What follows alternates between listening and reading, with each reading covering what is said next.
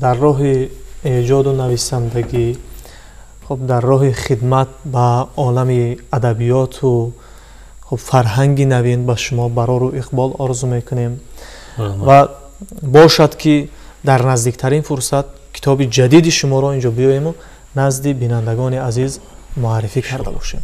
از شما تشکر میکنیم، بسیار خوش آمدید به برنامه. و بینندگان گرامی، برنامه نوبتی تازه نشر بود. منظور شما با بازنگری و انعکاس مفهوم و محتوای کتاب تازه تالیف معمار سابقه‌دار عبدالرحمن احمدوف که نام گرفته است انشاءات دوران استقلال. واقعا تالیف این کتاب و روی چاپ آوردن آن فکر میکنم که یک اندیشه و افکار نو است و امروز نیاز است به چنین کتاب هایی که انعکاسگر دستاوردهای بنیادکاران دوران استقلال باشد.